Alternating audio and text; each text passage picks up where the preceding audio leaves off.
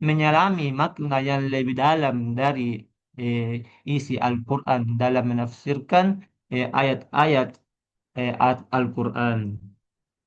Adapun yang menjadi rumusan masalah dalam makalah ini yang pertama, yaitu bagaimana definisi tafsir sufi. eh, apa? Yang pertama itu apa definisi tafsir sufi? Yang kedua itu bagaimana karakteristik tafsir sufi? Dan yang ketiga, bagaimana contoh penafsiran Al-Quran yang bercorak sufi? Ya, yang pertama itu kita masuk dalam eh, pengertian atau definisi tafsir sufi. Eh, Yaitu asal kata dari sufi ini yaitu kata suf yang dimana eh, berakar kata dari suf yang artinya bulu domba yang berasal dari eh, tasrif fi'il madi dan mudhari yaitu sofa sofawat sofwatun wasofun wasofaun yang artinya bersih, murni, dan jelas. Jadi bisa dikatakan bahwa tafsir sufi ini merupakan suatu kaum pada pra-Islam yang bisa mengabdi pada Ka'bah atau memberikan izin bagi jamaah haji sebagaimana seluruh suku atau jamaah berkumpul seperti wall yang terjadi. Adapun tafsir sufi ini menurut beberapa ulama. Yang pertama yaitu menurut Subhi al-Salih yang dimana beliau mendefinisikan bahwa tafsir sufi merupakan di mana ayat yang ditakwilkan itu tidak sesuai zahirnya namun disertai upaya untuk menyatukan antara zahir dan yang tersembunyi atau ayat yang makna yang tersembunyi dari eh, ayat tersebut. Adapun yang kedua yaitu menurut Manan Khalil Al-Qattan yang dimana beliau eh, mengutarakan bahwa tafsir sufi ini merupakan usaha untuk menafsirkan Al-Quran yang mengedepankan dua aspek yaitu dimensi nyata atau makna yang tersembunyi dari setiap ayat yang ditafsirkan.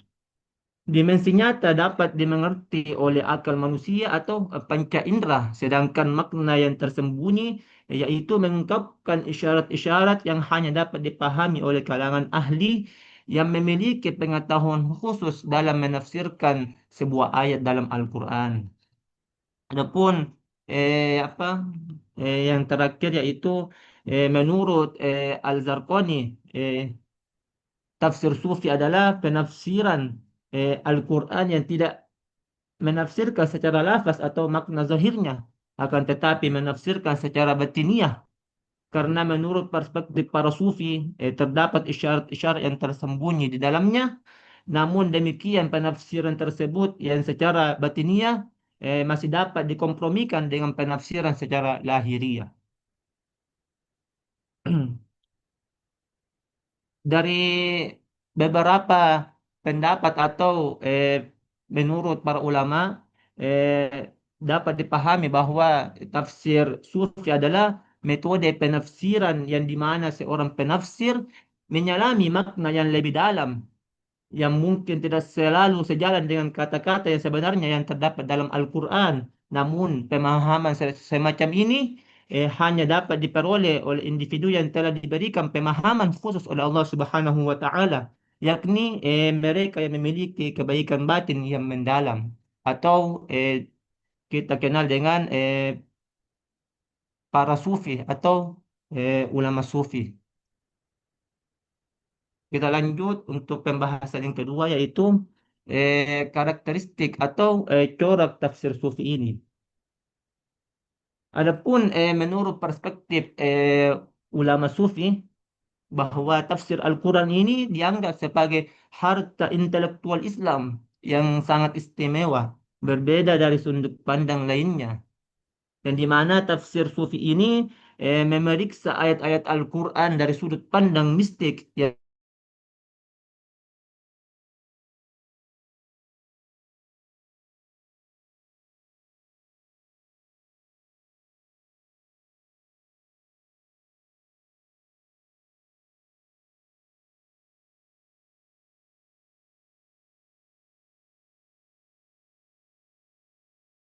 Eh, Sehingga tafsir sufi ini memiliki dua corak.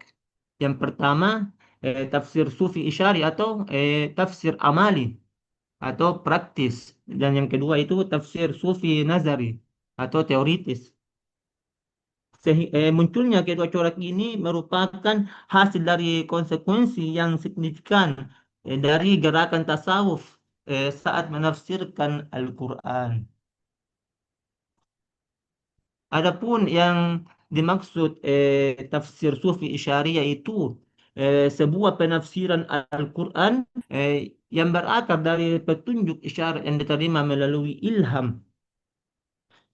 Mayoritas cendekiawan tasawuf ini menafsirkan Al-Quran dengan pendekatan isyarat, sehingga penafsiran semacam itu dikenal sebagai tafsir sufi.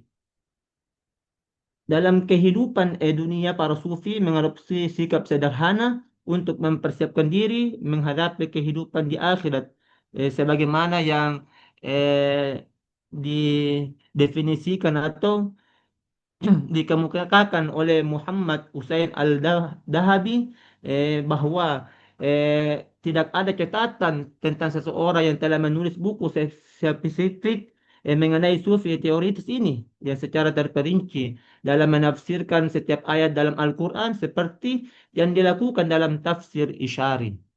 Adapun syarat penafsiran ini yaitu yang pertama tidak menghiraukan makna zahir, makna zahir.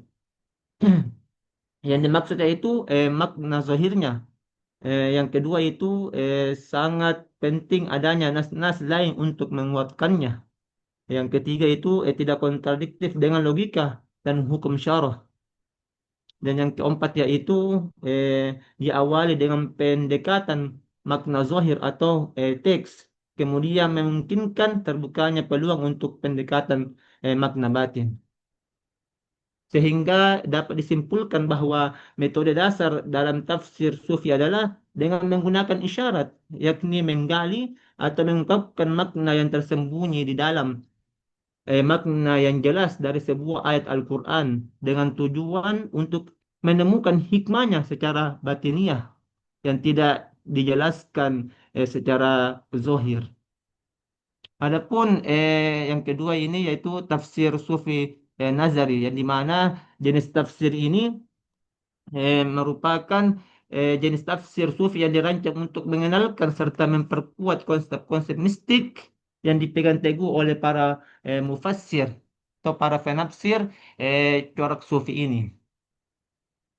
Adapun karakteristik dari tafsir sufi nazari ini yaitu yang pertama penafsiran Al-Quran dalam tafsir nazari ini lebih dipengaruhi oleh filsafat. Yang kedua itu yaitu penafsiran ini mencakup elemen-elemen mistik.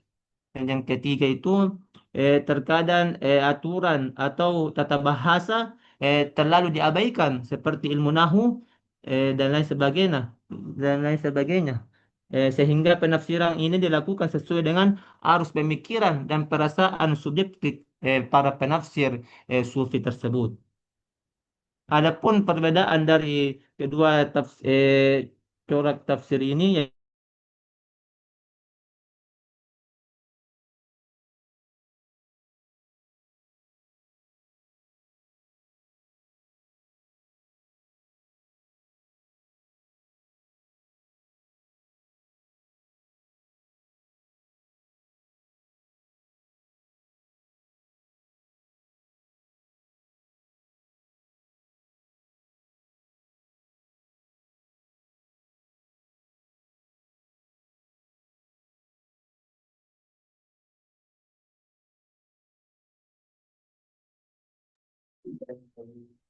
Ya, bagaimana pemateri masih bisa terhubung? Sepertinya tersangkut jaringannya.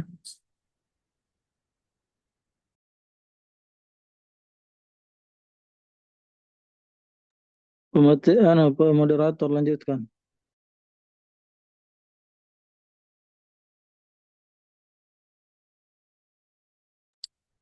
Kita tunggu dulu sebentar, serta beliau menyambungkan kembali.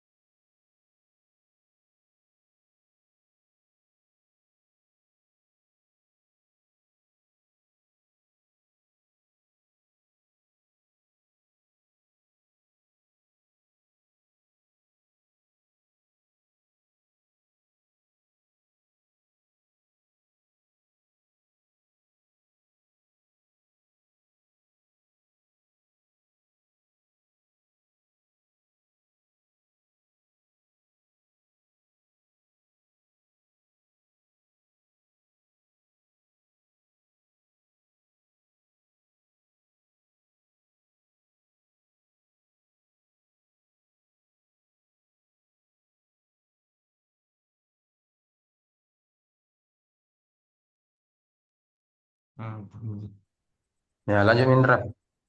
Oh iya, Indra Sus. pakai Jadi wifi atau apa? Wifi atau apa pakai dipakai? wifi, Sus. Wifi mana? Pakai wifi. MTS. Bukan, Sus. Dia asrama. Oh iya, oke lanjut paling. Iya. Oh ya, moderator, host, mainkan. Terus presenter silakan. Ya, kepada saudara Ustadz Indra Hadi melanjutkan pemaparan materinya.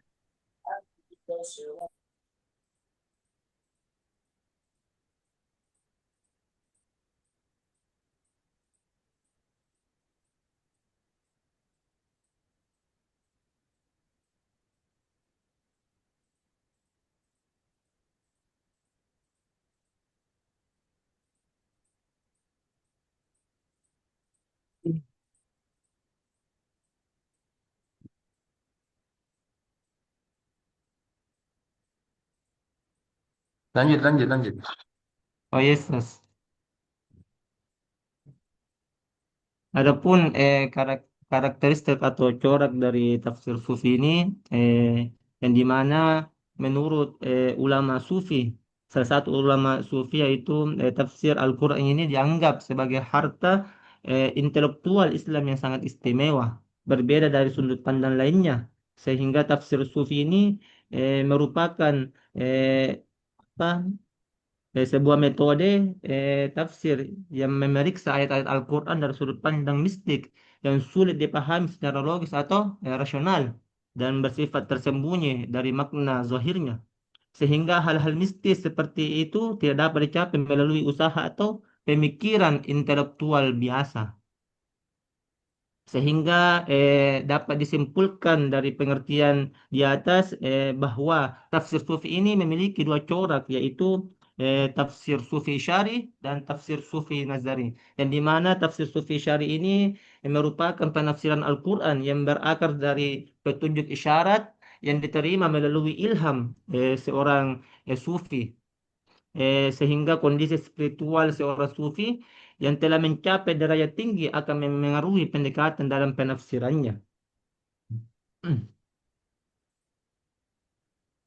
Menurut Muhammad Hussein Al-Dahabi, tidak ada catatan tentang seseorang yang telah menulis buku spesifik mengenai sufi teorisis ini secara terperinci dalam menafsirkan setiap ayat Al-Quran seperti yang dilakukan dalam tafsir Isyari ini. Adapun syarat penafsiran tafsir sufi Isyari ini, yang pertama itu tidak menghiraukan makna zohir. Yang kedua itu sangat penting adanya nas-nas lain untuk menguatkan. Yang ketiga itu tidak ada kontradiktif dengan logika dan hukum syara. Dan yang keempat itu atau yang terakhir itu penafsiran ini harus diawali dengan pendekatan makna zahir atau teks, sehingga memungkinkan terbukanya peluang untuk pendekatan makna batin. Dalam hal ini dapat disimpulkan bahwa metode dasar tafsir sufi adalah dengan menggunakan isyarat, yakni menggali dan mengungkapkan makna yang tersembunyi di dalam makna sebuah ayat Al-Quran dengan tujuan untuk menemukan hikmahnya secara batiniah yang tidak terdapat dalam makna zahir. Adapun tafsir sufi nazari ini yaitu eh, jenis tafsir sufi yang dirancang untuk mengenalkan serta memperkuat konsep mistis yang dipegang teguh oleh para mufassir sufi ini. Yang dimana penekanan makna yang terikat itu terutama jika berhubungan dengan kemaslahatan manusia. Dalam tafsir sufi nazar ini tidak menekankan pada aspek bahasa atau makna hukum syariah yang dimaksudkan.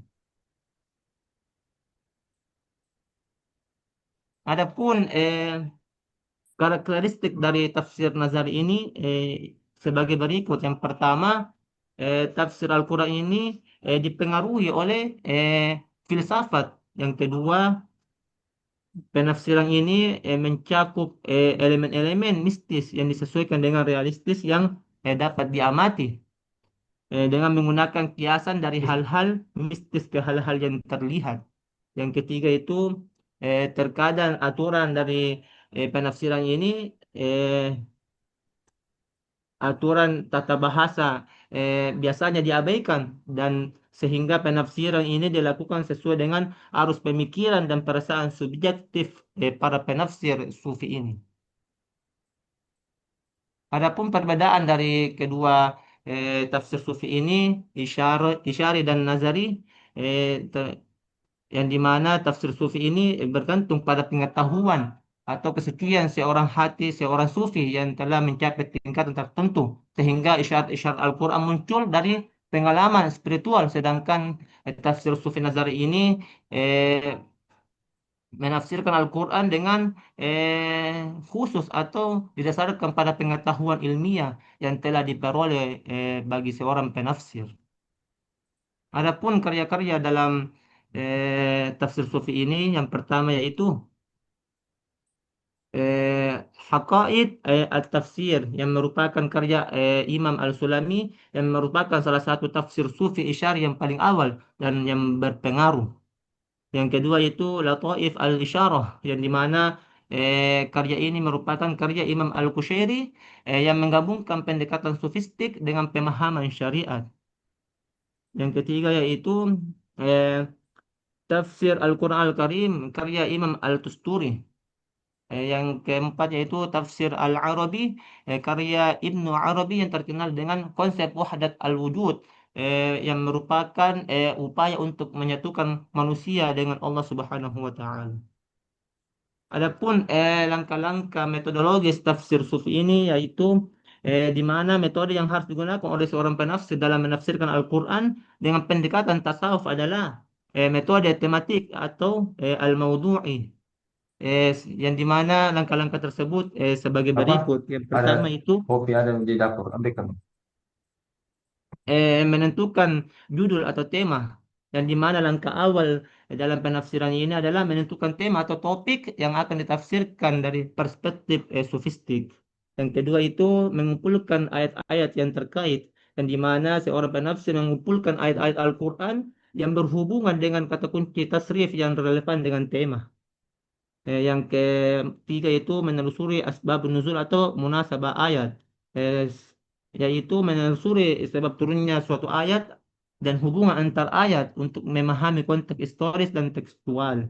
Yang keempat yaitu menyusun secara sistematis, yaitu menyusun urutan ayat yang telah dikumpulkan berdasarkan tema, topik, dan objek secara sistematis. Yang terakhir itu menggunakan pandangan tokoh tasawuf atau para tokoh tasawuf tentang tema yang ditafsirkan dan membuat argumen jika tafsirnya bersifat sufi nazari. Lalu yang terakhir yaitu eh, contoh penafsiran Al-Quran yang bercorak sufi. Salah satunya yaitu dalam Quran surah Al-Fatihah ayat 5 yang dimana Allah Subhanahu wa taala berfirman, "Iyyaka na'budu wa iyyaka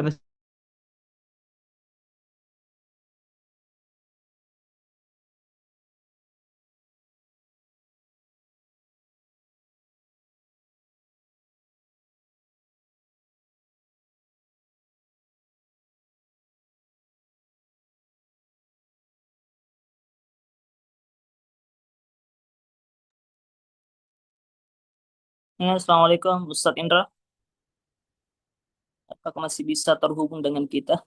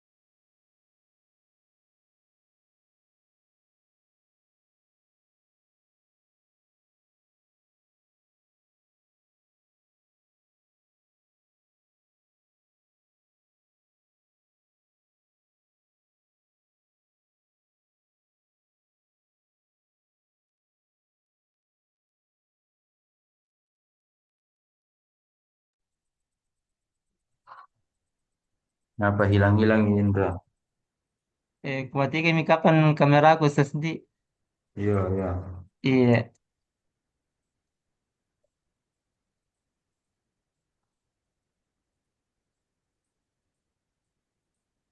Kita lanjut. Contoh dari penafsiran Al-Quran yang menggunakan corak sufi. Kita lanjutkan yaitu di mana eh, para ulama sufi ini membagi ibadah itu menjadi tiga tingkatan. Yang pertama itu tingkatan rendah, dan di mana eh, seseorang hanya beribadah untuk mendapatkan pahala atau menghindari sisaan dari Allah Subhanahu wa taala. Yang kedua itu tingkatan menengah, dan di mana seseorang bertujuan beribadah hanya untuk mencapai kedudukan yang mulia di sisi Allah Subhanahu wa taala atau mencapai kedudukan yang mulia.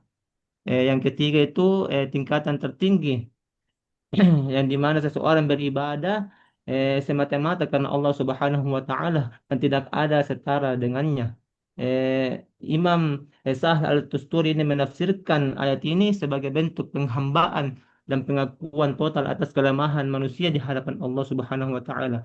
Menurut beliau, makna iyyaka na'budu adalah bentuk kehinaan dan ketundukan manusia secara total kepada Allah Subhanahu wa taala. Sementara wa iyyaka nasta'in dimaknai sebagai bentuk kesadaran bahwa tidak ada daya dan kekuatan kecuali dengan pertolongan Allah Subhanahu wa taala. Wala haula wala quwata.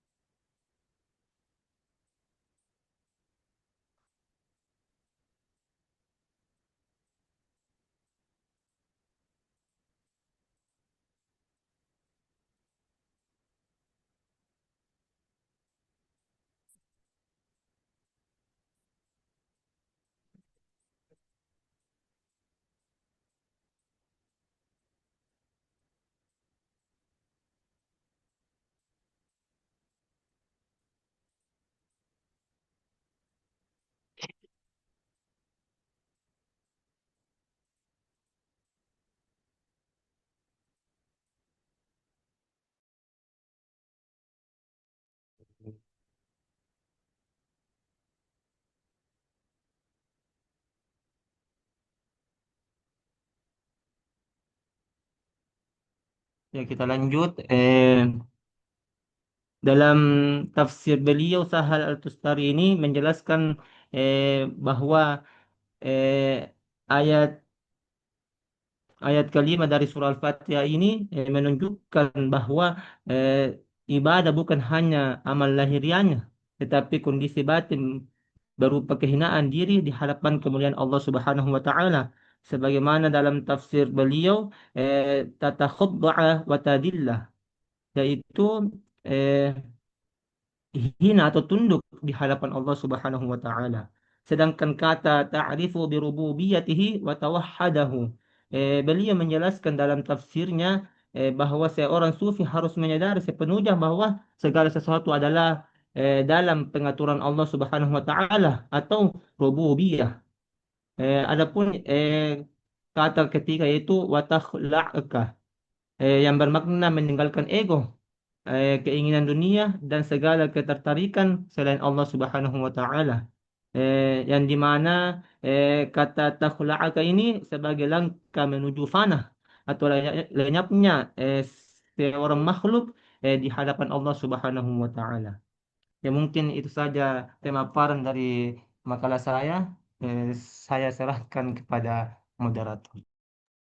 Masya Allah, tabarakallah. Terima kasih yang kami ucapkan kepada eh, saudara pemateri kita pada hari ini yang telah memaparkan materinya meskipun jaringannya sebentar-sebentar keluar, tapi itu tidak menjadi penghalang bagi kita untuk melakukan perkuliahan pada pagi hari ini. Alhamdulillah, setelah dijelaskan tadi tentang tafsir Sufi ini, di mana kita tahu bersama bahwa kata Sufi ini berasal dari bahasa Arab ya, yaitu suf, berarti kain wol atau bulu domba.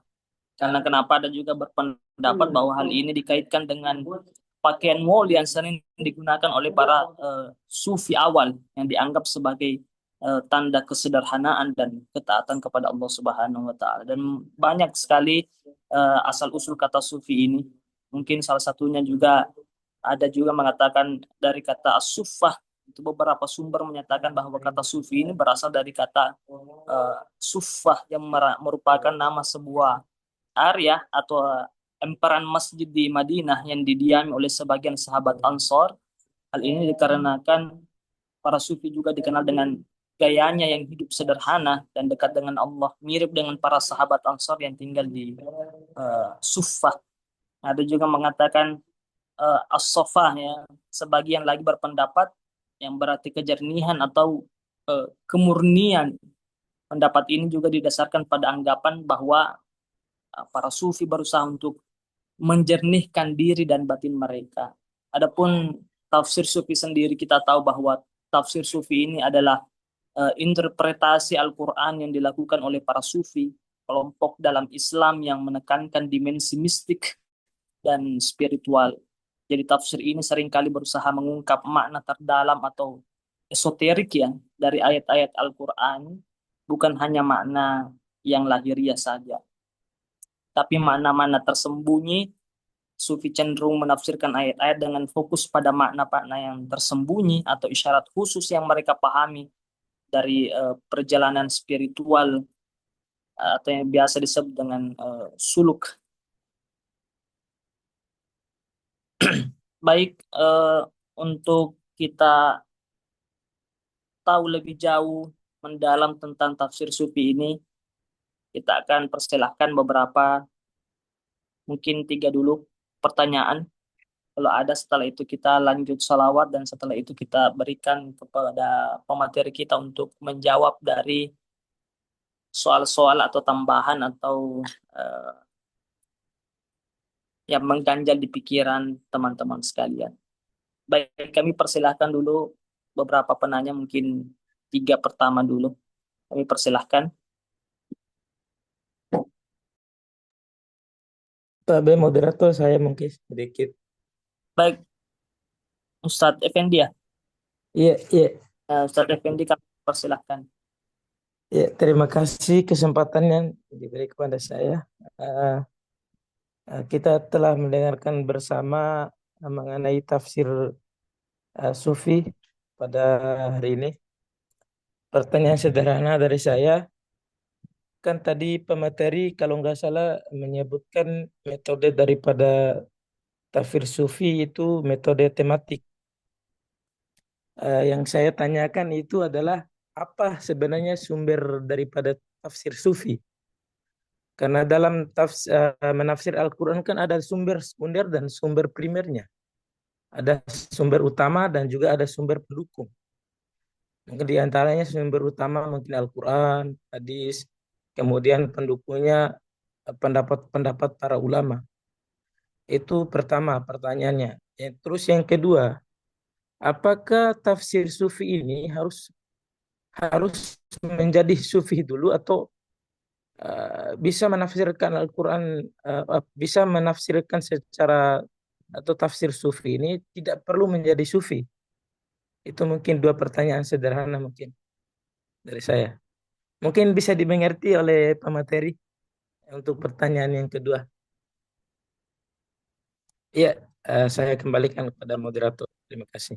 Baik, terima kasih kepada Saudara Al-Mukarram wal Muhtaram Ustadz Effendi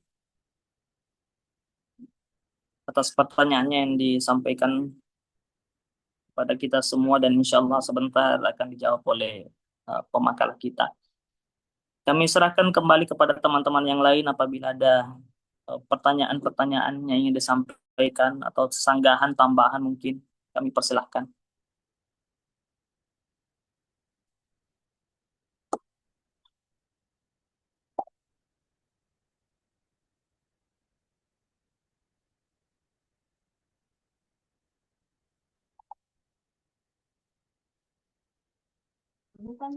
Saya Ustaz. Iya, tafadhal Ustaz Maulana, Ustaz Lukman Sarodi. Tafadhal. Syukran barakallahu fiik. Jadi eh, sederhana pertanyaan dari saya kepada pemateri, bagaimana keautentikan tafsir sufi ditinjau dari kesahihan dan kemutawatirannya? Ya, itu saja.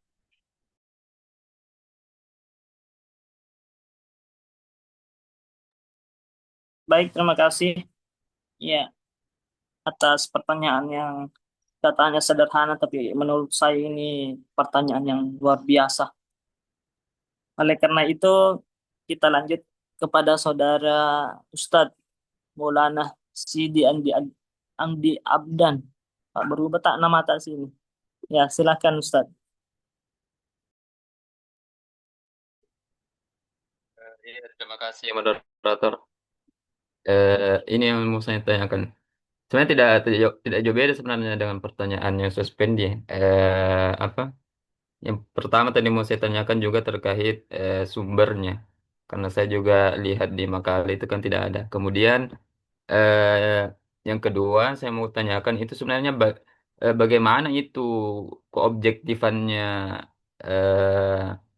penafsiran sufi. Karena kan kalau bilang apa ini kan apa dikatakan tadi kan penafsiran sufi ini eh, berdasarkan atau berpengaruh dengan ini apa pengalaman sufistiknya si penafsir. Hmm. Sedangkan bukankah pengalaman spiritual itu bersifat subjektif? Nah, bersifat subjektif kan. Jadi mungkin eh, eh, para sufi-sufi ini kan mungkin berbeda-beda dalam pengalamannya dalam spiritual. Nah, bukankah itu sebenarnya akan mempengaruhi cara mereka dalam menafsirkan dan bisa dibilang akan terkesan subjektif Ki, karena sesuai dengan pengalaman spiritualnya. Nah, jadi bisa dibilang ketika mereka menafsirkan apa susah objektif begitu. Jadi sejauh mana keobjektifannya ini tafsir-tafsir sufi? Iya, itu saja. Terima kasih. Baik, terima kasih kepada Ustadz Abdan Syakura telah memberikan pertanyaannya kepada pemateri, dan semua pertanyaan saya kira bagus dan insya Allah akan dijawab sebentar lagi oleh pemateri kita. Sebelum mungkin kita mendengarkan jawaban dari pemateri kita, karena tidak ada sepertinya dari kaum Hawa yang bertanya. Oleh karena itu, supaya terjadi kesetaraan gender, mari kita mendengarkan lantunan solawat dari kaum Hawa. Mungkin bisa, kayaknya sudah mau sekali bersalawat Ustazah Nurul Fatonah. Oh, ini bila minta minggu lalu, Ustaz. Oh ya, cocok itu Pak. Oleh karena itu, mari kita mendengarkan bersama-sama lantunan salawat kepada Nabi Baginda Nabi Muhammad SAW. Semoga apa yang kita lantunkan mendapatkan rahmat dan berkah dari Allah Subhanahu wa taala. Kepada Ustazah Nurul Fatonah, falyatafaddali mashkura.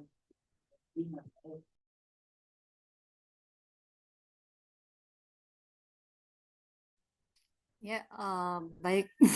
Karena sebelumnya belum ada persiapan, jadi mungkin sederhana saja ya, kita bersama-sama selawat Nariyah. Ya, baik.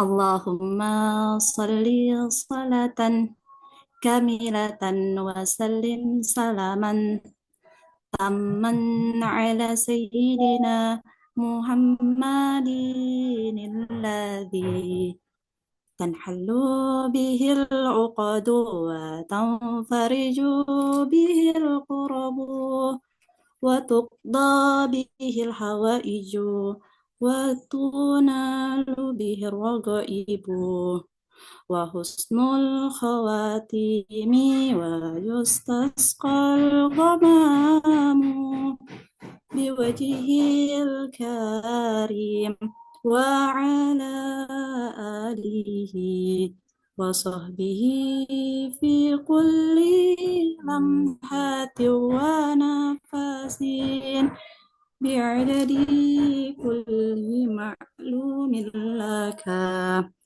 اللهم صل صلاة كاملة وسلم سلاما تما على سيدنا محمد الذي تنحل به العقد وتنفرج به الكرب وتقضى به الحوائج وتنال به الرغائب وحسن الخواتيم ويستسقى الغمام بوجهه الكريم وعلى آله وصحبه في كل لمحة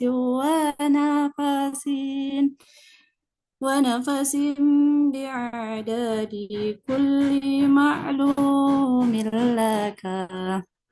Ya, mungkin demikian. Saya kembalikan kepada moderator. Terima kasih kami ucapkan kepada Ustaz Nurul Fatana yang telah bersedia melantunkan salawat-salawat indahnya. Ternyata luar biasa. Beliau juga ini punya bakat yang terpendam. Masya Kayaknya Allah. ditingkatkan lagi ini. Semoga apa yang kita lantunkan salawat pada pagi hari ini diberi pahala dan rahmat dari Allah Subhanahu wa taala, mendapatkan syafaat dari baginda Nabi Sallallahu Alaihi Wasallam, dan tentunya mudah-mudahan salawat ini bisa membawa kedamaian dan ketenangan hati kita. Apalagi membahas tentang tafsir sufi ini yang sangat menarik bagi kita semua. Oleh karena itu mungkin pemakalah kita pada hari ini sudah siap untuk menjawab pertanyaan dari yang pertama dari Ustadz Effendi mungkin yang bertanya tentang apa sih sebenarnya itu sumber tafsir sufi itu. Karena kalau melihat dari tafsir itu kan sendiri ada sumber primernya, ada sumber sekundernya juga. Nah, tafsir sufi ini sebenarnya apa sumbernya? Dan yang kedua, tafsir sufi ini untuk menjadi untuk dikategorikan tafsir sufi ini, apakah kita harus jadi sufi dulu atau tidak mesti jadi sufi? Ya, mungkin kurang lebih begitu pertanyaannya tadi Ustadz Effendi. Kepada Ustadz Indra Hadi selaku pemateri kita, kami persilahkan. Ya, terima kasih moderator atas kesempatan yang diberikan pada kesempatan kali ini. Adapun tadi pertanyaan dari saudara Effendi terkait apa sih sumber utama dari tafsir Sufi ini? Kan kita kenal bahwa tafsir Sufi ini merupakan tafsir Al-Quran yang menekankan makna batin dan spiritual dari ayat-ayat, bukan hanya makna lahirinya saja. Dengan itu, metode tafsir ini yang merupakan metode maudhu'i, tematik, karena pendekatan spiritualnya, artinya tema tertentu dari Al-Quran yang dikaji secara mendalam berdasarkan pengalaman para ulama tersebut. Sehingga sumber utama dari tafsir ini tetap Al-Quran dan hadis, tetapi penafsirannya sangat dipengaruhi dari apa dari pengalaman spiritual para penafsir sufi ini, serta ilham atau inspirasi batin dan kasyf dalam penyimpangan makna oleh Allah kepada hati hambanya. Oleh karena itu tafsir sufi ini tidak hanya bergantung pada kaidah bahasa, melainkan juga pada kedalaman jiwa dan spiritual penafsir, sehingga dapat dikatakan bahwa eh, sumber utamanya ini berasal dari Al-Quran sendiri, hadis Nabi, serta pengalaman spiritual para sufi, dan kadang juga menggunakan ilham atau eh, kasyaf atau penyimpangan makna oleh Allah kepada hati hambanya. Eh, yang kedua itu apakah seorang sufi ini harus menjadi sufi dulu atau tidak dalam menafsirkan Al-Quran, dalam corak tafsir sufi ini. Eh, apa kalau menurut saya itu seorang penafsir tidak wajib menjadi sufi dalam menafsirkan Al-Quran dengan pendekatan sufistik, tapi eh, mereka memiliki kompeten atau apa seorang kompeten untuk belajar mengenai ajaran sufi atau berbagai sumber dalam menafsirkan Al-Quran dengan menggunakan metode sufi ini. Ya, mungkin itu saya kembalikan ke menara. Ya baik, itu tadi jawaban dari pemakalah kita pada hari ini mengenai tentang pertanyaan yang dilontarkan kepada eh, Saudara Effendi. Tadi pertanyaannya apa sebenarnya sumber tafsir sufi itu ya. Kalau kita melihat dari tafsir, sumber utamanya tetap merujuk kepada eh, Al-Quran dan hadis dengan menekankan makna batin atau esoteris Al-Quran melalui isyarat, petunjuk atau spiritual. Ya. Adapun tadi yang dikatakan bahwa tafsir sufi itu harus jadi sufi dulu atau bukan ya, meskipun tafsir sufi sering dikaitkan dengan para sufi, tapi karena memiliki pemahaman mendalam tentang tasawuf orang itu, maka bukan berarti penafsiran dengan pendekatan ini hanya dilakukan oleh mereka saja, tapi siapapun yang memiliki pemahaman, ketertarikan dalam makna batin Al-Quran, saya kira dapat menggunakan pendekatan-pendekatan dilakukan oleh para sufi.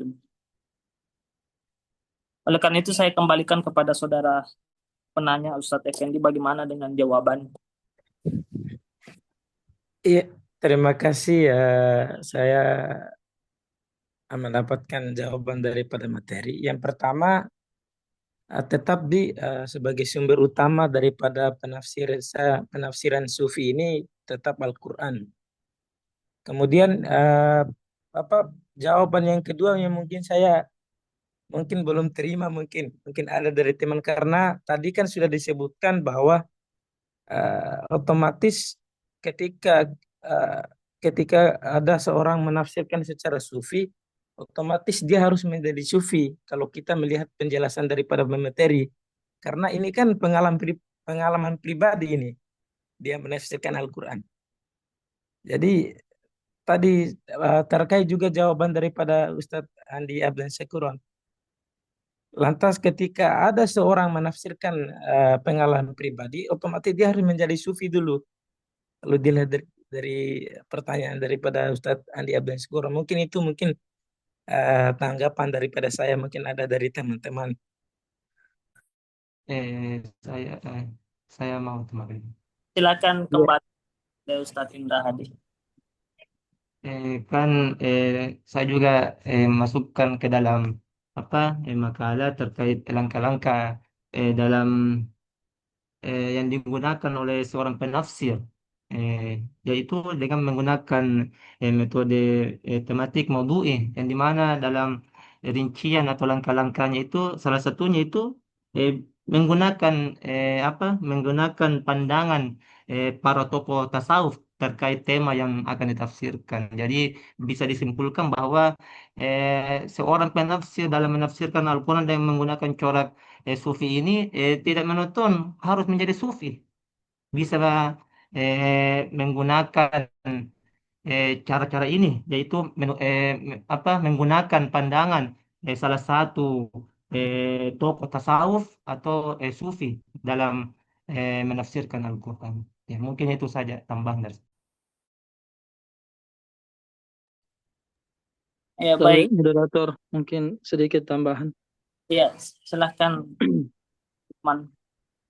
Ya, terima kasih moderator. Terima kasih juga penanya Ustadz Effendi yang luar biasa, Masya Allah.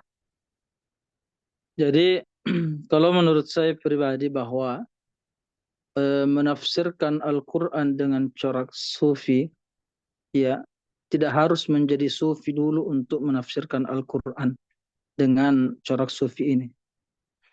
Namun kita harus memahami beberapa prinsip-prinsip ya dan konsep spiritual sufi yang dapat membantu kita dalam menafsirkan Al-Quran dengan menggunakan corak sufi ini. Ya, termasuk di dalamnya mungkin kita sebagai penafsir ya, bagaimana kita bisa mempelajari karya-karya ulama sufi terdahulu ya, karena apa namanya, itu juga bisa membantu kita eh, sebagai acuan untuk mungkin memahami apa menafsirkan Al-Quran dengan corak sufi ini. Kemudian yang kedua yang perlu kita perhatikan juga mungkin bagaimana kita memahami konsep spiritual sufi itu. Ya, dengan mempelajari konsep-konsep seperti tauhid, al-mahabbah atau cinta ya. Kemudian kesadaran-kesadaran spiritual itu sendiri. Kemudian yang ketiga bagaimana menganalisis teks Al-Qur'an. Ya. Menganalisis teks Al-Qur'an maksudnya di sini dengan memperhatikan aspek batiniah ataupun spiritual. Ya, itu mungkin sedikit tambahan untuk jawaban daripada pertanyaan Ustadz Effendi.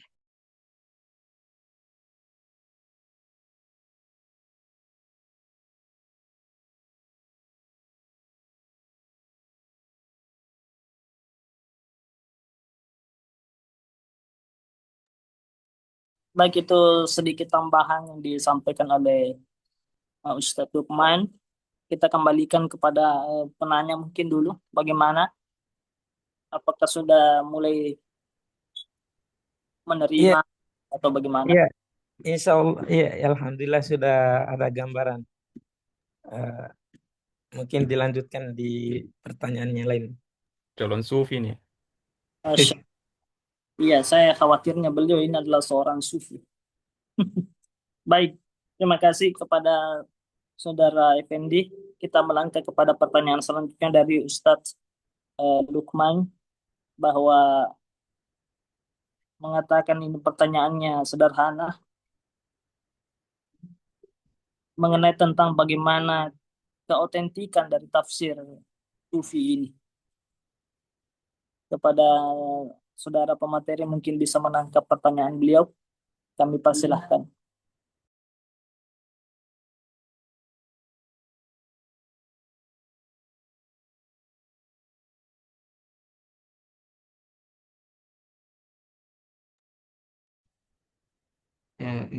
Saya akan menjawab pertanyaan dari saudara Lukman terkait bagaimana tafsir Sufi itu ditinjau dari kesohihan atau keautentikannya.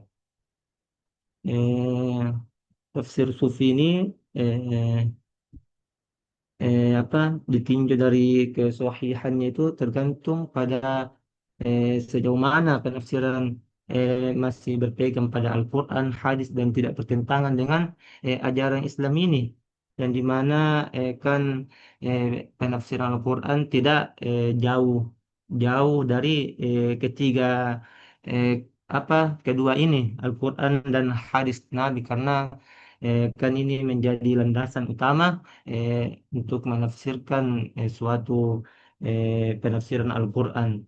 Ditambahkan ini tafsir sufi yang merupakan apa karya yang mistik, yang spiritual, karena kan namanya tafsir sufi. eh, jadi mereka berpegang teguh atas apa, eh, dengan Al-Quran, hadis, dan tidak bertentangan dengan ajaran Islam tersebut. Meskipun tafsir ini menggunakan pendekatan batiniah dan pengalaman spiritual, tafsir ini tetap dianggap sah dan jika tidak keluar dari koridor syariat dan akidah, kan dapat dilihat dari ulama-ulama sufi terdahulu, kan dapat apa dilihat dari keseharian para ulama tafsir. Sehingga tafsir ini tetap dianggap sah. Eh, Namun jika tafsir tersebut hanya berdasar ilham pribadi tanpa dasar yang jelas dari wahyu, maka keautentikannya itu diragukan dan bisa dianggap menyimpang, karena kan ada biasa dilihat dari eh, apa eh, dilihat dari anunya apanya dari seorang ulama itu dilihat dari kebiasaannya dan lain sebagainya. Karena kan ilham ulama tidak ulama tersebut dari dalam menafsirkan Al-Quran itu pasti ilham atau petunjuk dari Allah Subhanahu wa taala itu semua. Apakah itu eh, dari apa dari yang jelas dari wahyu atau lain sebagainya. Ya, mungkin sedikit. Kalau ada teman-teman yang lain bisa menambahkan. Ya, baik dari teman-teman yang lain, siapa tahu ada yang mau menambahkan atau mungkin langsung kita minta tanggapannya dari saudara Ustadz Lukman selaku penanya. Ya, silahkan. Ya, terima kasih pemateri atas jawaban atas pertanyaan dari saya pribadi. Jadi melihat daripada kesahihan daripada tafsir yang bercorak sufi ini, sesuai dengan jawaban daripada pemateri, ya, saya juga bisa menangkap bahwa apabila tafsir sufi yang kita pakai di sini memang memiliki sanad yang jelas, ya, dan terhubung kepada Rasulullah ataupun sahabat Nabi, maka dapat dianggap lebih otentik atau bisa dikatakan insyaallah sahih. Ya, intinya jalur penafsiran kita itu masih tetap bersambung sanadnya kepada Rasulullah, maka insyaallah penafsiran itu bisa dikatakan sahih.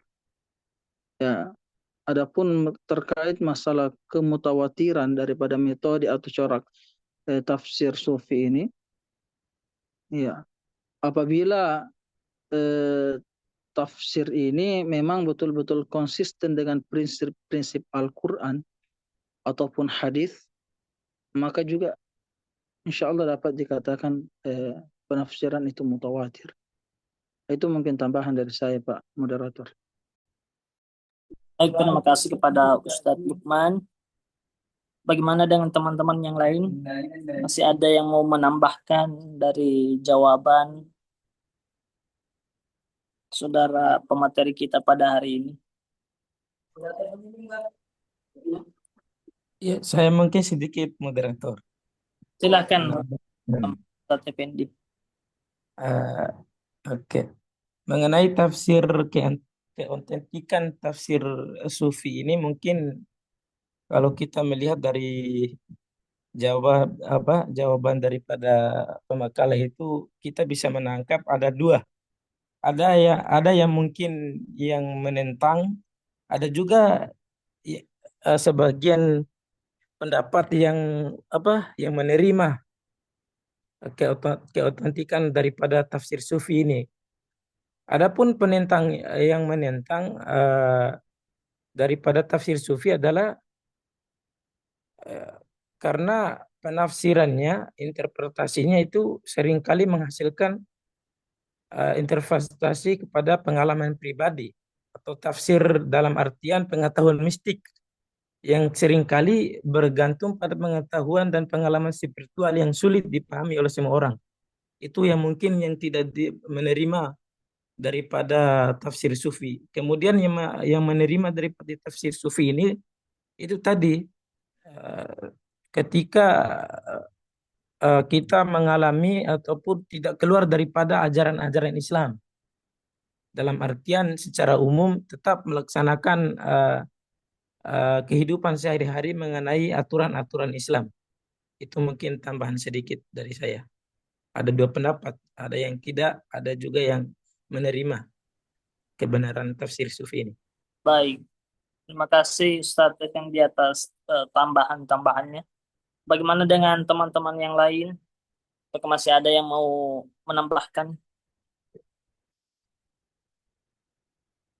Kalau tidak ada, kita dengarkan kembali jawaban dari pertanyaan-pertanyaan yang masuk tadi?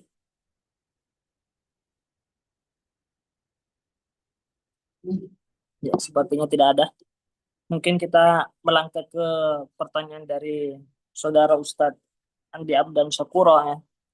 Yang pertama tadi pertanyaannya, oh ada siapa ini admin-admin? Ya mungkin kita persilahkan dulu. Mari kita dengarkan tambahannya.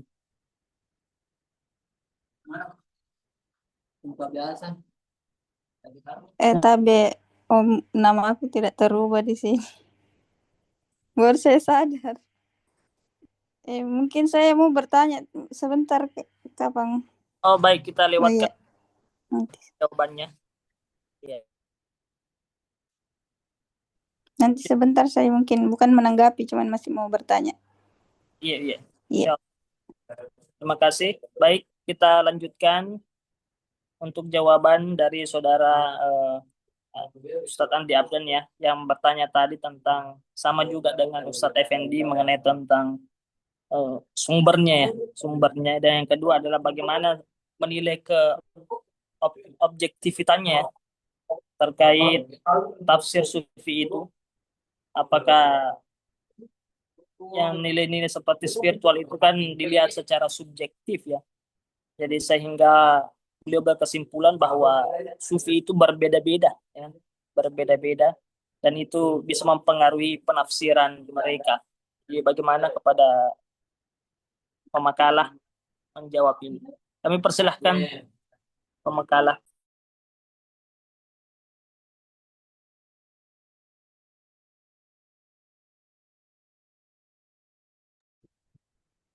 Ya, terima kasih moderator. Saya saya menjawab pertanyaan dari saudara Andi Abdan terkait apa, eh, bagaimana objektifikannya eh, tafsir sufi ini. Karena kan berpengaruh dalam pengalaman dari seorang ulama sufi, sedangkan para sufi itu berbeda dalam pengalamannya. Apakah tidak akan beda dalam menafsirkan atau bagaimana? Em, Terkait hal ini merupakan hal yang mungkin sering diperdebatkan karena metode ini sangat berpengaruh oleh pengalaman spiritual pribadi dari masing-masing sufi. Dalam tradisi tasawuf, pengalaman ruhani seperti rasa dekat kepada Allah, ilham atau kasyafnya menjadi dasar penting dalam memahami makna-makna batin dari ayat-ayat Al-Quran yang ingin ditafsirkan, sehingga setiap sufi itu memiliki tingkatan pengalaman atau pemahaman jalan spiritual yang berbeda. Maka penafsiran pula juga berpotensi berbeda-beda antara satu sufi dengan lainnya, sehingga mungkin tafsir sufi ini bisa dianggap objektif dalam batas tertentu, yaitu ketika penafsiran tersebut tidak keluar dari prinsip dasar Islam atau kaidah-kaidah dalam menafsirkan Al-Quran. Para seorang sufi menafsirkan ayat dengan pendekatan batiniahnya, tapi tetap mengacu pada nilai-nilai tauhid, tidak bertentangan dengan syariat dan tidak menyimpan dari ajaran pokok Al-Quran dan hadis. Maka penafsiran tersebut masih dapat diterima sebagai secara sah dan objektif menurut standar spiritual Islam. Jadi apa dalam menafsirkan juga tidak keluar dari penyimpangan penafsiran Al-Quran. Ya mungkin itu saja dari saya. Baik, terima kasih kepada saudara pemateri yang telah memberikan jawabannya terhadap pertanyaan Ustadz Andi Abdan Syakro, tapi sayang sekali sepertinya beliau lagi bermasalah jaringannya. Ya, seperti diungkapkan ya, di mana objektif utama tafsir sufi itu adalah apa ya, untuk memurnikan hati, jiwa, serta mencapai kedekatan dengan Allah melalui pemahaman batin dan pengalaman spiritualnya.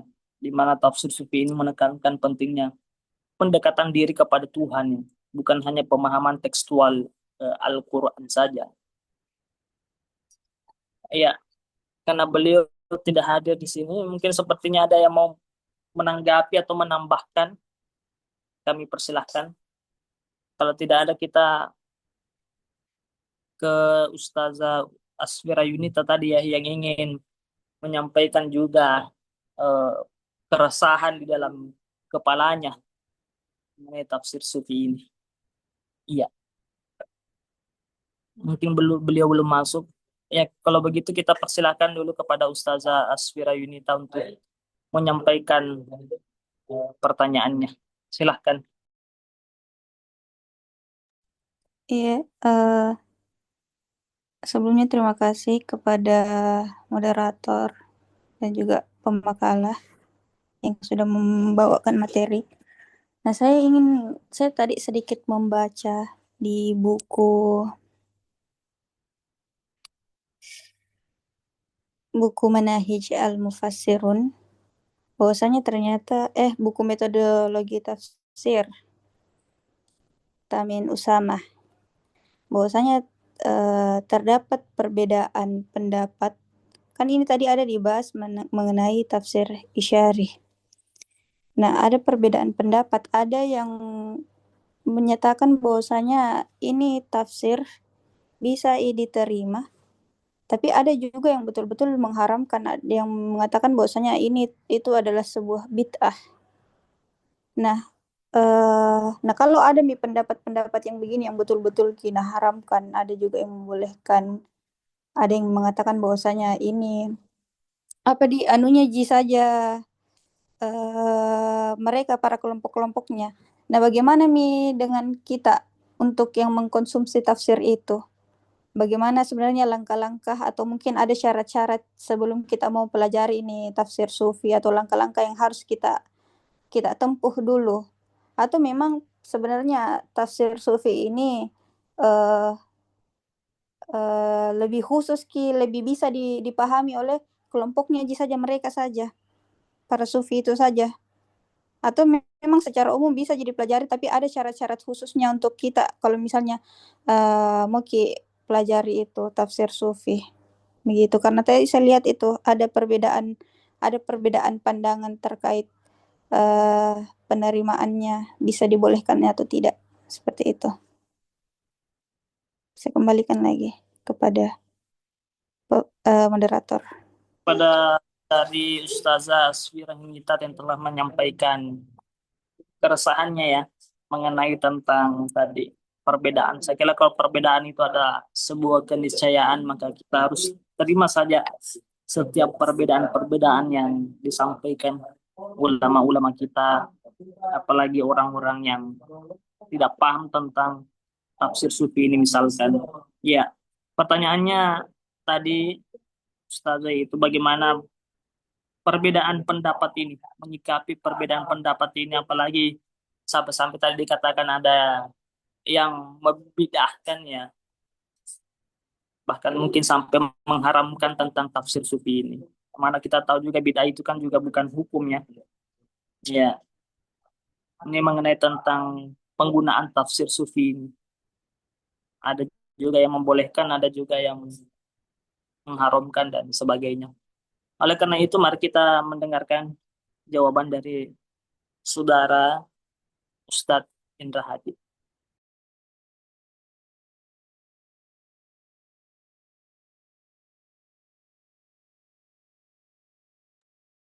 Terima kasih atas kesempatannya. Saya akan menjawab pertanyaan dari saudari Asfira Yunita terkait eh, apakah ada syarat-syarat khusus atau langkah-langkah seseorang yang bukan dari kalangan sufi itu untuk mempelajari tafsir ini.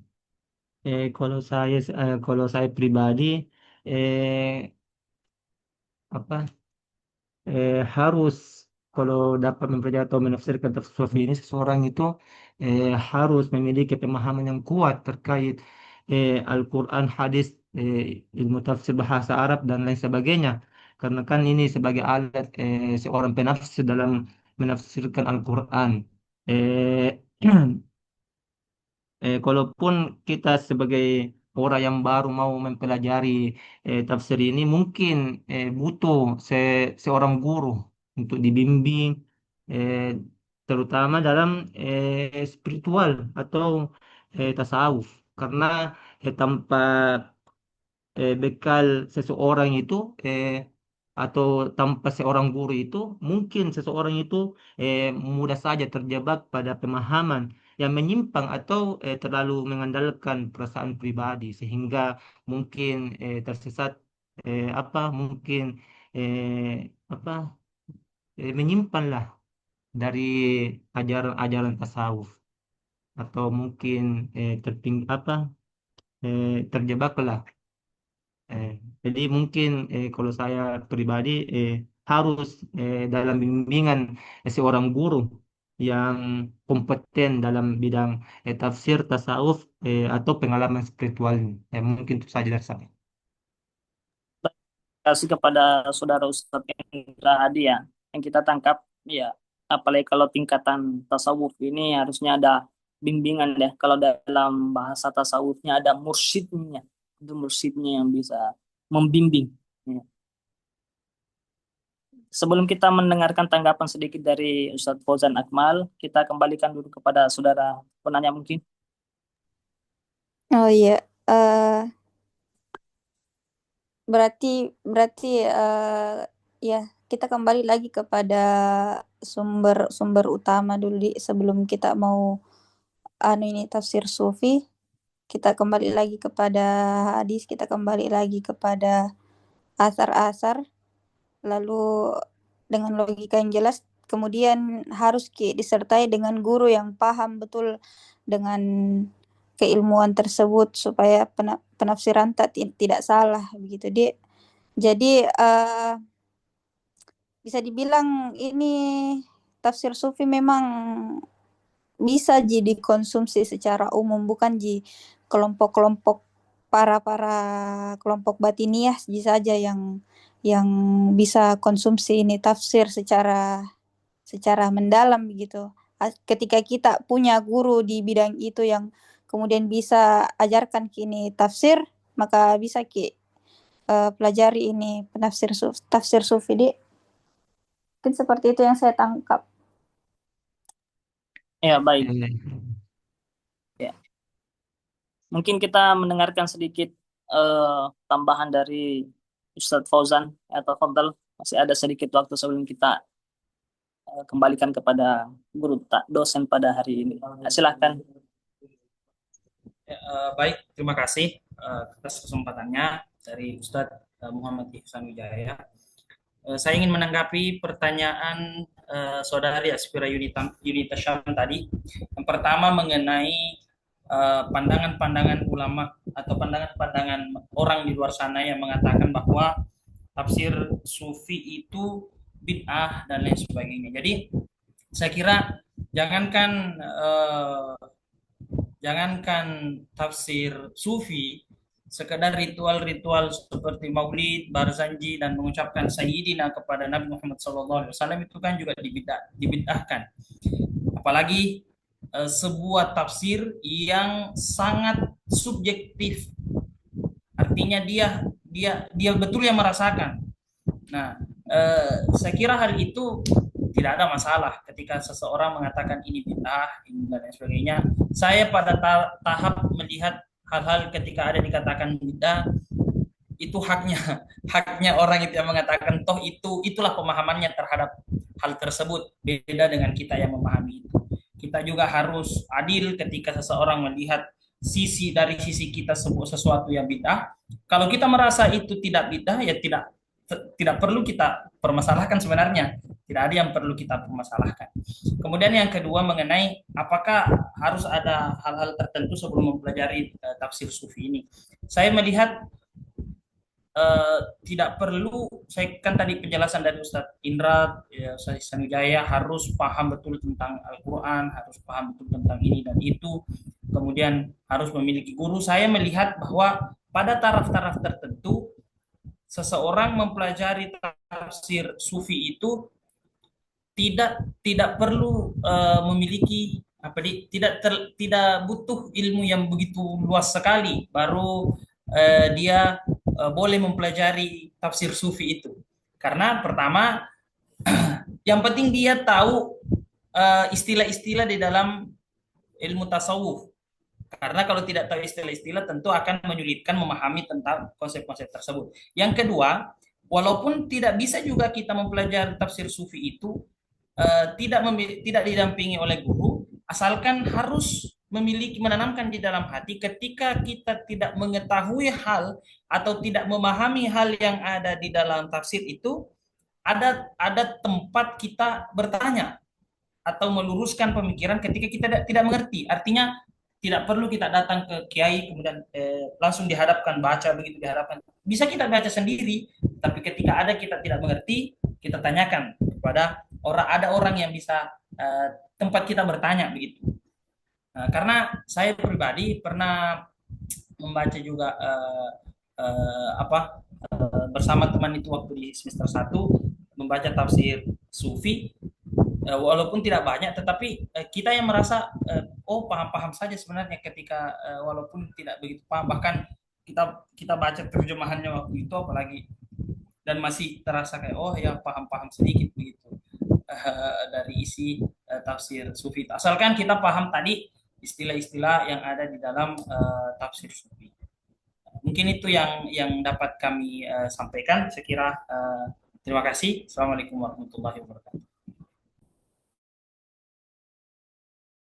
Waalaikumsalam warahmatullahi wabarakatuh. Terima kasih kepada Ustadz Fauzan Akmal atas tambahannya. Ada sedikit lagi dari Ustazah Mutia, mungkin kita persilahkan sedikit ya, karena mengingat waktu kita makin sempit. Jadi kita persilahkan. Baik, terima kasih atas kesempatan diberikan. Ini menarik sekali ya, dari tadi kita menyimak tentang tafsir sufi ini. Pertanyaan-pertanyaan juga yang diajukan luar biasa, mewakili rasa penasaran kita semua, lalu tanggapan yang diberikan. Sehingga saya berpikir bahwa ketika kita bertanya tentang mungkin objektivitas, keotentikan, ini kan corak ya, sama seperti corak menafsirkan fikih ya, corak fikih ya, corak ilmiah dan lain sebagainya.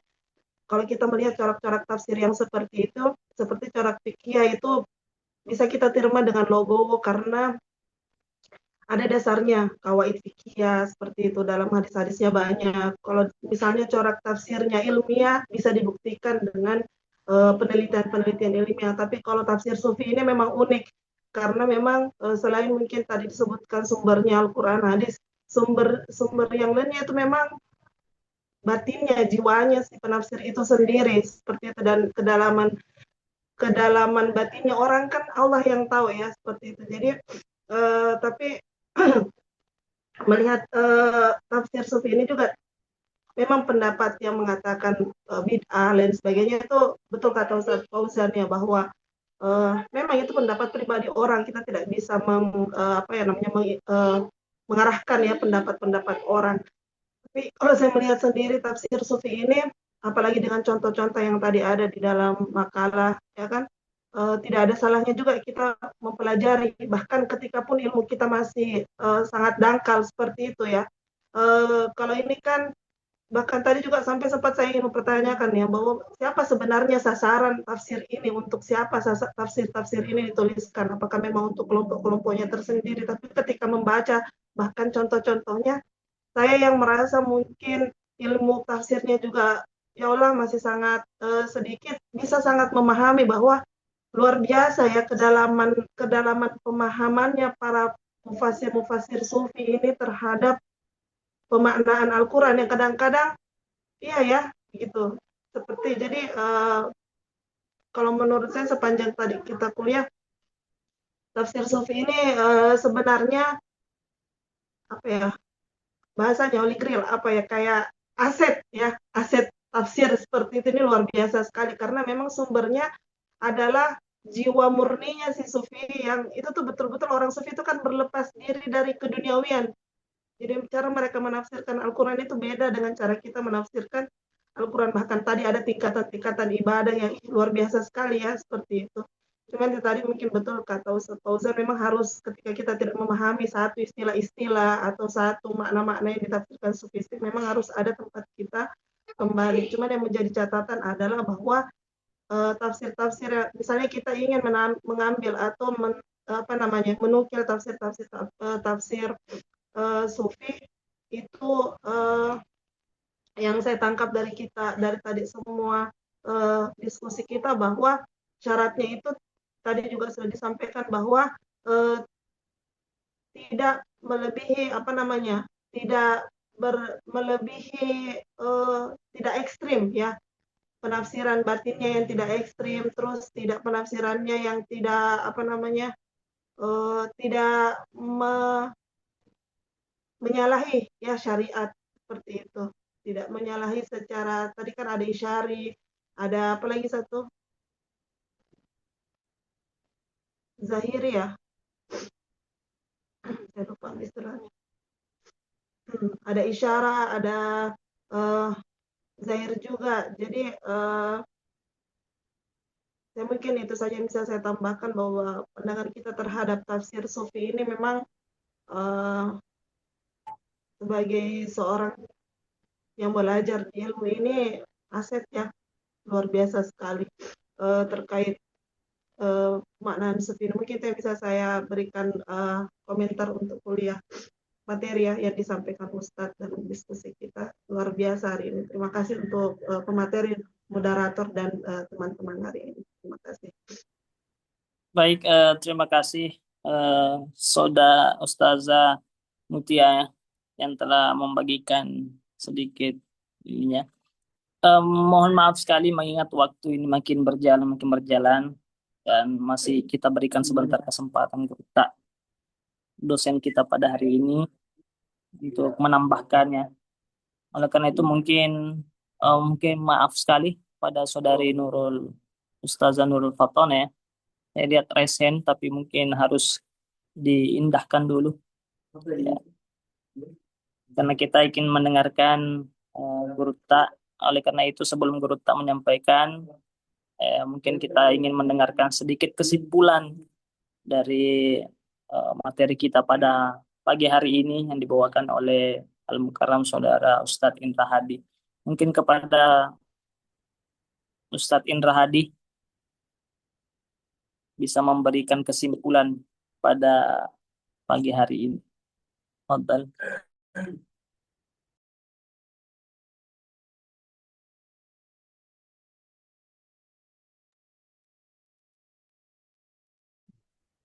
Adapun ya, makasih moderator. Adapun kesimpulan dari makalah saya pada hari ini, bahwa eh, corak penafsiran Al-Quran ini dalam tafsir sufi eh, yang merupakan corak penafsiran Al-Quran yang menggali makna batiniah, sehingga penafsiran ini lahir dari tradisi tasawuf yang menekankan pada penyucian jiwa dan pendekatan spiritual dalam memahami wahyu ilahi. Ya, mungkin itu saja dari saya. Saya serahkan ke moderator. Baik, terima kasih kepada pemateri kita pada hari ini ya. Yang betul-betul tafsir sufi ini betul-betul mengarah kepada penyucian jiwa ya. Sedikit saya membagikan sebuah kata-kata untuk kita renungkan bersama pada pagi hari ini ya. Apalagi mengingat banyaknya perbedaan ahli-ahli tafsir, para penafsir ya, atau mungkin para ulama-ulama kita. Ya, saya ingin merenungkan kita semua tentang kata-kata dari Andre Guruta Prof. Nasaruddin Umar. Beliau pernah mengatakan orang yang sering menyalahkan orang lain itu berarti pertanda orang itu harus belajar. Orang yang sudah mampu menyalahkan dirinya sendiri berarti orang itu sedang belajar, dan orang yang sudah tidak lagi menyalahkan orang lain dan menyalahkan dirinya berarti orang itu sudah selesai belajar. Oleh karena itu, terima kasih kepada saudara pemateri pada hari ini yang telah meluangkan waktunya untuk bersama kita memberikan materinya, dan seluruh teman-teman tadi yang bertanya, yang mulai dari Ustadz Effendi, ya, Ustadz Lukman, Ustadz Amdi Abdan, dan seluruh teman-teman yang menambahkan dari Ustazah Mutia, Ustazah Nurul Fatana, dan lain sebagainya. Terima kasih telah memberikan pertanyaan, jawaban, dan tambahan-tambahan. Mungkin kami akhiri dengan kalimat syukron ala husni timamikum. Thanks for your attention. Assalamualaikum warahmatullahi wabarakatuh. Dan kita serahkan kepada Guru kita, dosen pada hari ini.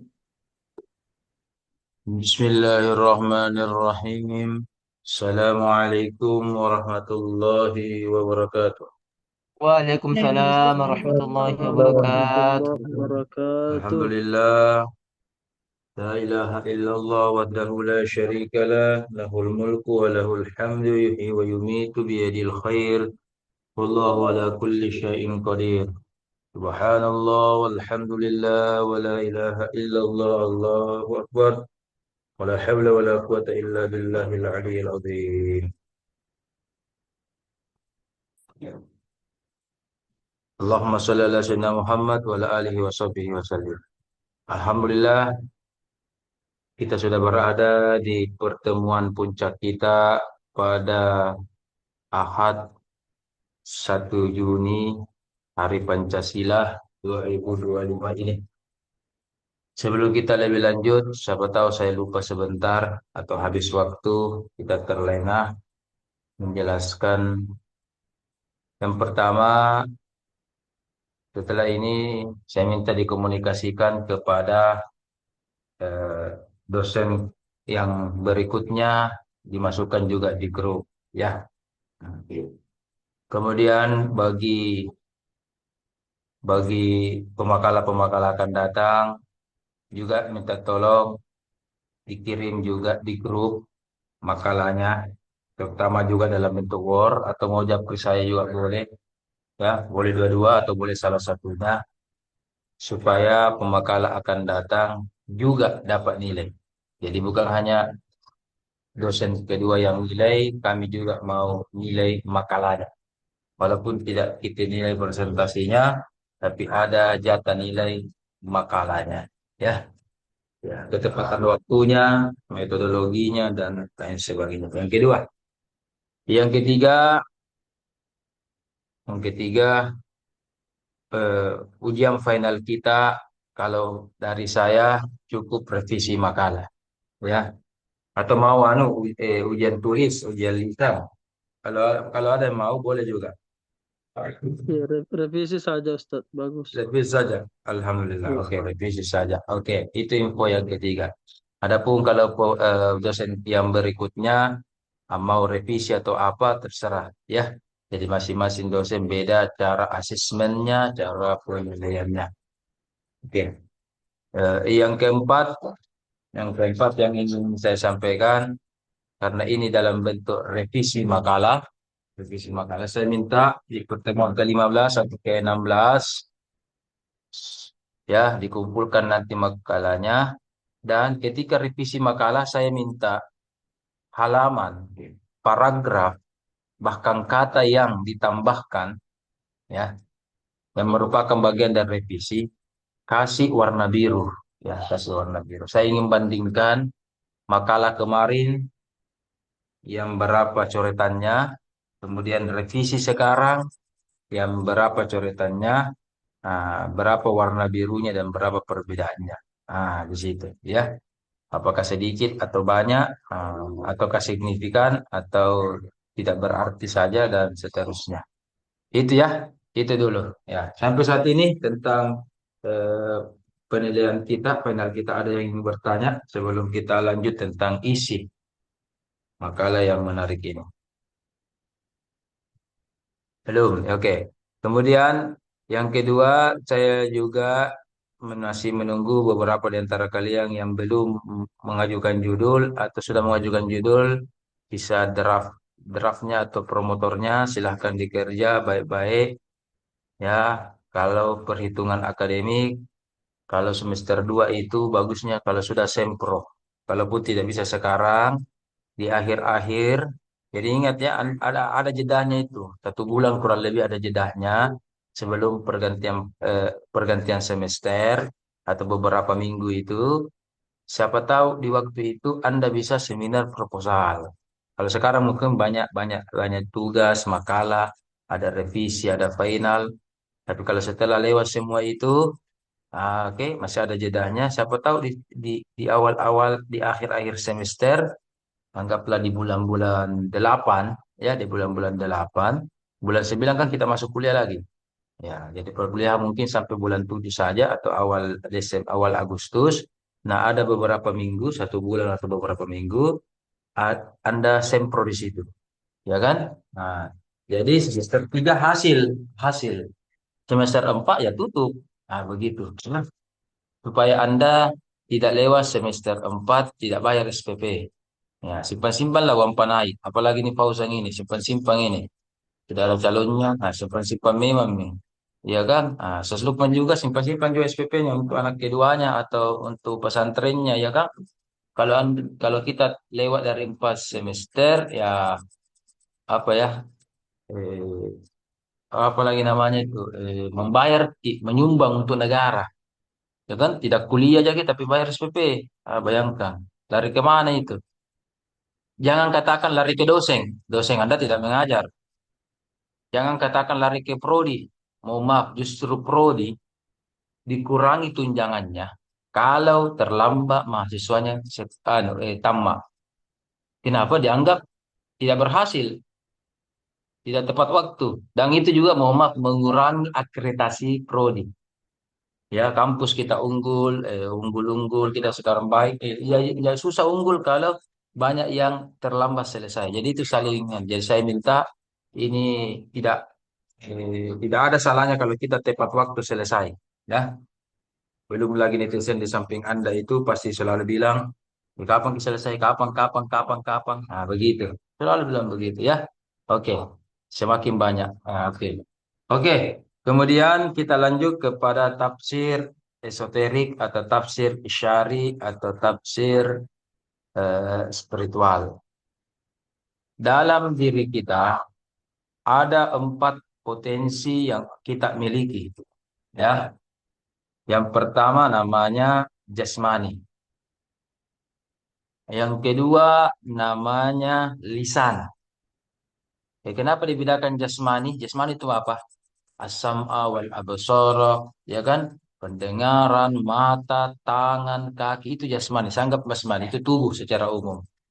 Lisan kenapa dibedakan lisan?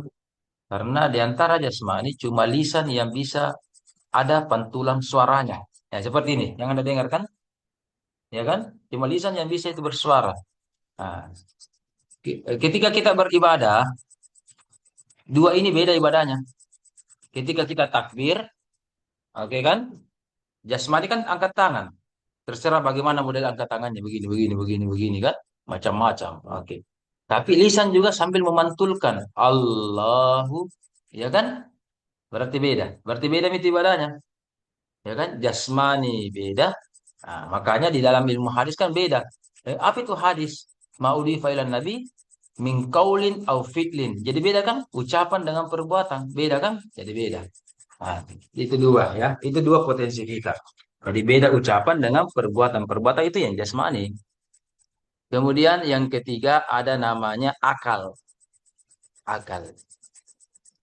Akal juga beda ketika kita sekarang ini.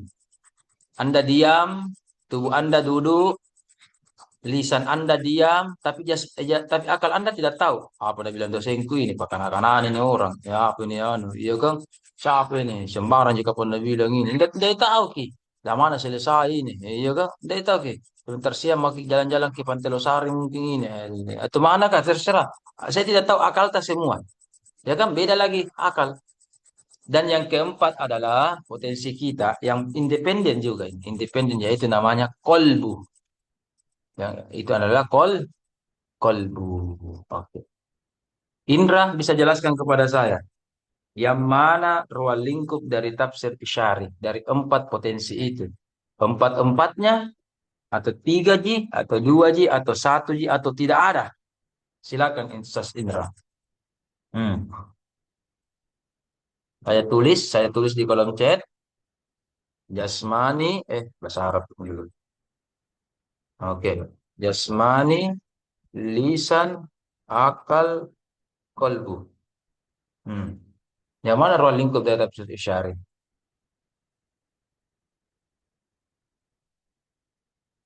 Ada yang bisa bantu? Indra, pusing Indra, pusing. Ya, silakan jawab Indra. Eh, Kolbu Ustaz. Satu saja. Hmm. Satu saja ya. Oke, oke, oke.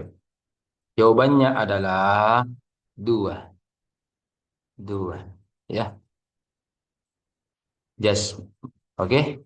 Akal dan qalbu. Walaupun nanti akan membahas juga lisan, apa zikir-zikir misalkan jasmani, tetapi lebih memfokuskan kepada dua, akal dan qalbu. Ya. Tapi semua empat-empatnya ini dibahas. Tapi yang difokuskan dalam esoterik itu dua, akal dan qalbu. Ada sikir, makanya ada juga sikir lisan. Ketika kita berzikir sama kita kalau mengaji atau setor hafalan goyang-goyang juga begini, ya kan? Jasmani berarti ikut berzikir, lisan juga mengucapkan, akal juga berzikir, qalbu juga berzikir. Kalau kita berzikir atau sholat juga bahkan empat pi ini yang berzikir atau empat pi ini yang sholat baru sempurna, baru dikatakan khusyuk. Ya, jasmani dan lisan itu dipelajari oleh ruang lingkup ilmu fikih. Ya, ruang lingkup apa? Ilmu fikih. Oke, saya ulang. Jasmani dengan lisan ini dipelajari oleh ilmu fikih. Makanya, sasisan dan semuanya, kalau kita sholat, jasmani dan lisan kita berkualitas, ilmu fikih mengatakan sholat kita sah. Ya, baca Al-Fatihahnya benar, baca tahiyatnya benar. Kan itu rukun semua ya. Oke, rukuknya benar, takbirnya lakukan atau tidak. Itu kan jasmani dan lisan. Kalau sah, kalau berkualitas, berkualitas.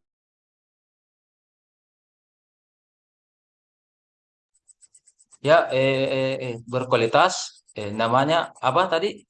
Sah. Kalau tidak berkualitas, namanya batal. Ya kan? Tidak baca Al-Fatihah tadi. Tidak ruku kita tadi, misalkan. Kan batal.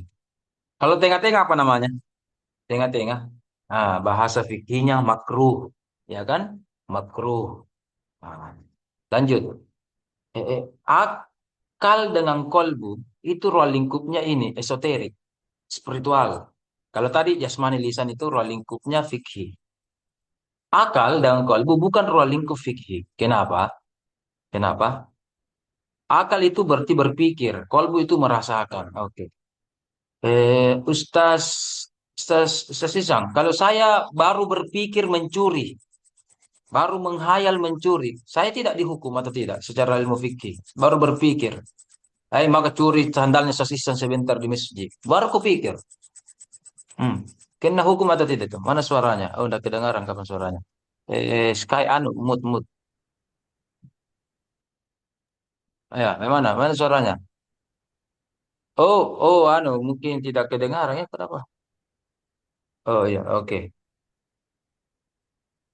Oke. Iya kan? Berarti belum ya? Betul belum. Berarti jasmani lisan ini ruang lingkup fikih. Nah, yang membahas akal kolbu itu ruang lingkup spiritual. Jadi kalau ketika kita sholat misalkan yang paling enteng, yang selalu kita lakukan 5 kali atau berapa kali dalam sehari, wajib dan sunnahnya, berarti ketika kita sholat, akal juga ini harus sholat. Ya, apa dipikir? Imamnya. Iya, apa dipikir? Iya, anu, kono. Banyak dipikir di sini. Berarti akal ini belum sholat.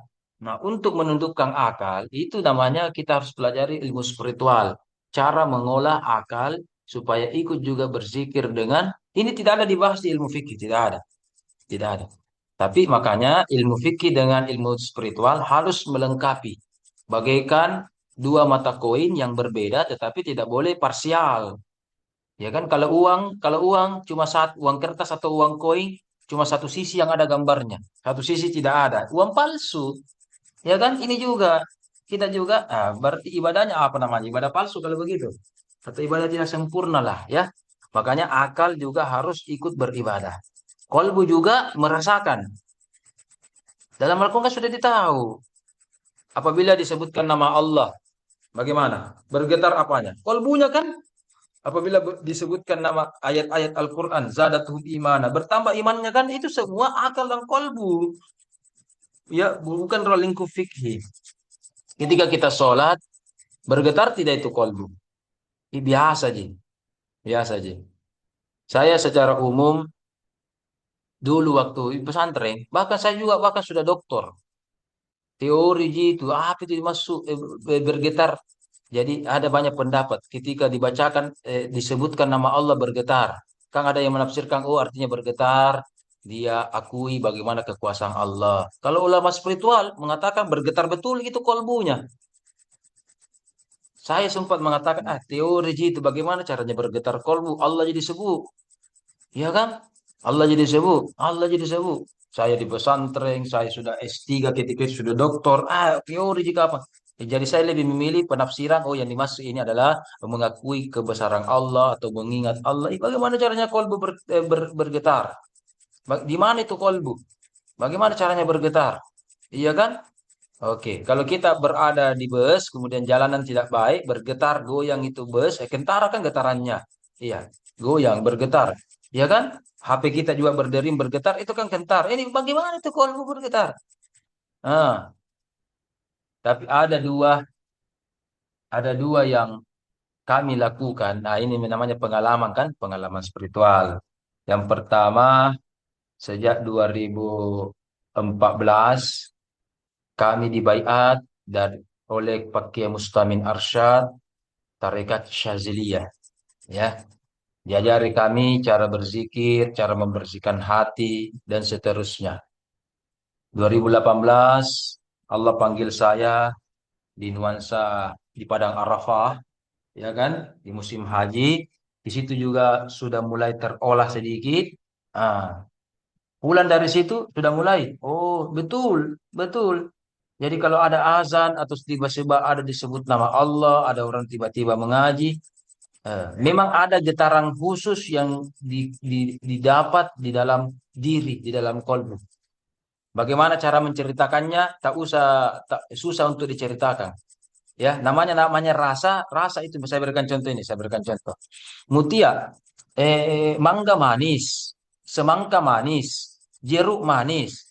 Bisa tidak Anda jelaskan perbedaan manisnya? Belum lagi semua di sini manis-manis semua ya. Iya, iya, iya, iya, iya. Ya. Bagaimana Mutia? Bagaimana cara membedakan itu? Mangga manis, semangka manis, jeruk juga yang manis ya, yang manis juga. Bagaimana caranya membedakan? Coba tanya ke ini. Saya tidak pernah makan mangga, tidak pernah makan jeruk, tidak pernah makan semangka, mandike. Tapi bagaimana cara Anda jelaskan kepada saya? Beda manisnya itu apa ya? Rasa manis itu apa ya? Hah, bagaimana? Susah kan? Susah. Itu juga rasa. Ya, ilmu spiritual itu adalah rasa, rasa. Dan ini sebenarnya di sini rata-rata sudah Anda dapat percikan-percikan spiritualnya ketika Anda sholat sudah mulai terbetik atau sudah mulai menangis, walaupun jarang ya. Sekali-sekali Anda menangis itu lumayan itu. Sekali sebulan atau sekali sehari itu Anda menangis, itu sudah mulai tanda-tanda itu. Ya, apakah di malam hari atau apa sudah bergetar. Ada juga orang imam, enak suaranya. Ya, tapi, catatan. Kalau kita mendengarkan imam yang bagus hafalan, bagus mengajinya, dan seterusnya, itu membuat kita khusyuk. Tetapi ketika kita mendengarkan orang bacaannya sederhana, membuat kita juga tidak khusyuk, berarti itu kalbu Anda masih pilih-pilih. Ilmu spiritual tidak pilih-pilih. Yang penting Al-Quran. Tidak peduli orangnya, mohon maaf. Orang mohon maaf. Ya, anak-anak TK yang baca, ya, anak pondok baca, atau orang biasa di kodong baca, ya kan? Yang penting itu Al-Quran harusnya terbetik dalam hati kita, bergetar dalam hati kita, bertambah keimanan kita. Cuma begini, saya harus infokan kepada semua ini ya. Eh, eh, Apalagi rata-rata kita dari pesantren atau agama, saya minta Anda, kalau Anda sholat, jangan seperti Dewan Hakim. Ya, saya juga pernah ikuti pelatihan-pelatihan Dewan Hakim. Awal-awalnya saya begitu. Makanya saya langsung stop, berhijrah. Eh, ya kan? Apa yang Anda lakukan? Anda tahu tajwid, Anda tahu apa? Syatibiyah, Jurmiyah, bukan Jurmiyah apa? Matan-matan, ya kan? Tuhfa, Anda tahu tajwid, Anda tahu apa dan seterusnya. Terkadang orang kalau makmum menjadi dewan hakim, ya, Anda ustaz semua, ustazah, ya, oke. Kita sholat, sebagai dewan hakim. Kalau MTQ jadi dewan hakim. Kalau sholat, apakah kita makmun misalkan? Jangan lagi jadi dewan hakim. Salah ya, bel. Setengah. Dengungnya. Panjang pendeknya. Tek, tek, tek, tek. Bukan orang sholat sebagai dewan hakim. Ya, apa sebagai ahli tafsir? Langsung menafsirkan Al-Quran ketika ini. Oh, tafsirannya ini. Hiwa bibing itu. Asbabun nuzulnya. Bahasa Arabnya ini. Oh, kenapa dibaca ini? Karena dia mudhaf. Kenapa dibaca begini? Maf'ul. Bukan Anda sebagai ahli bahasa Arab. Anda sholat hanya sebagai siapa? Subhanalladzi asra bi'abdihi. Hanya sebagai hamba. Jadi yang sholat, kan sholat itu mi'raj ya. Mi'rajul mu'min. Maka ketika Anda sholat, Anda hanya sebagai hamba Allah subhanahu wa ta'ala. Jadi posisikan sebagai hamba. Posisikan sebagai hamba. Jadi tanggalkan itu semua atribut-atribut. Anda ahli tafsir, Anda doktor, Anda ustaz, Anda hafiz, Anda ahli tajwid, Anda apa lagi, magister. Hilangkan dulu di hadapan Allah. Kita tidak ada apa-apanya. Ya kan? Maka yang bergetar itu kolbu. Yang merasakan juga ikut bekerja adalah akal. Lisan juga tetap. Jasmani juga tetap mendengar. Dan seterusnya. 4 ini beribadah dengan khusyuk kepada Allah subhanahu wa ta'ala. Ilmu ini tidak dipelajari di tafsir fikih, di tafsir filsafat, dan di tafsir lainnya. Hanya dipelajari di tafsir tasawuf. Bagaimana kelanjutan tafsir tasawuf? Baca buku saya. Dan baca juga disertasi saya di perpus. Memang judulnya adalah tafsir tasawuf atau tafsir isyari. Ya, itu hari saya ditanya ketika saya promosi doktor 26 tahun. Kenapa anak muda ini 26 tahun mau mengkaji tafsir tasawuf? Tapi Pak Kiai, justru anak muda harus belajar tasawuf. Anak muda itu kekuatannya banyak, pikirannya besar. Ya, sehingga sembarang lakukan narkoba, balapan atau apa dan sebagainya untuk mengendalikan Pak Kiai, untuk mengendalikan Prof dan para pembimbing penguji yang lain. Maka anak muda dari sekarang harus butuh tasawuf. Bukan hanya orang tua yang mau meninggal, anak muda lagi mau meninggal, bahkan anak bayi juga meninggal, ya kan? Untuk itu, sudah lewat nih 1 menit, sudah deh habis nih. Ada kelasku yang lain. Oke, demikian. Ada pun yang lain nanti kita bahas selanjutnya. Assalamualaikum warahmatullahi wabarakatuh. Terima kasih. Terima kasih Guru Tan. Waalaikumsalam. Terima kasih Ustaz. Ini belum dijawab pertanyaan-pertanyaan ini.